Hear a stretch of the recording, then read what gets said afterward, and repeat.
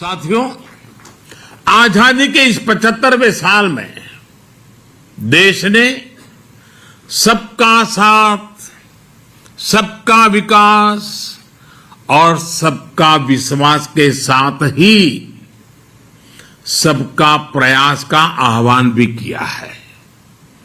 सबका प्रयास की ये भावना स्वच्छता के लिए भी उतनी ही जरूरी है। आप में से कई लोग दूर दराज के ग्रामीण इलाकों में जरूर गए होंगे। आदिवासी समाज के पारंपरिक घरों को जरूर देखा होगा। कम संसाधनों के बावजूद उनके घरों में स्वच्छता और सौंदर्य को देखकर हर कोई भी आकर्षित हो जाता है। ऐसे ही आप नॉर्थ ईस्ट में जाइए, हिमाचल या उत्तराखंड के पहाड़ों पर जाइए। पहाड़ों पर छोटे छोटे घरों में भी साफ सफाई की वजह से एक अलग ही सकारात्मक ऊर्जा प्रवाहित होती है। इन साथियों के साथ रहकर हमें सीख सकते हैं कि स्वच्छता और सुख का कितना गहरा संबंध होता है।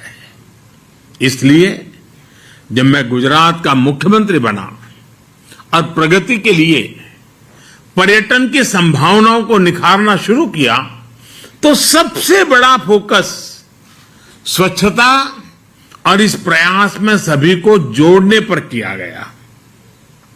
निर्मल गुजरात अभियान जब जन आंदोलन बना तो उसके बहुत अच्छे परिणाम भी मिले। इससे गुजरात को नई पहचान तो मिली ही, राज्य में पर्यटन भी बढ़ा। भाई और बहनों, जन आंदोलन की ये भावना स्वच्छ भारत मिशन की सफलता का आधार है। पहले शहरों में कचरा सड़कों पर होता था, गलियों में होता था, लेकिन अब घरों से न केवल वेस्ट कलेक्शन पर बल दिया जा रहा है, बल्कि वेस्ट सेग्रीगेशन पर भी जोर है। बहुत से घरों में अब हम देखते हैं कि लोग गीले और सूखे कूड़े के लिए अलग अलग डस्टबिन रख रहे हैं। घर ही नहीं, घर के बाहर भी अगर कहीं गंदगी दिखती है तो लोग स्वच्छता ऐप से उसे रिपोर्ट करते हैं, दूसरे लोगों को जागरूक भी करते हैं। मैं इस बात से बहुत खुश होता हूं कि स्वच्छता अभियान को मजबूती देने का बीड़ा हमारी आज की पीढ़ी ने उठाया हुआ है।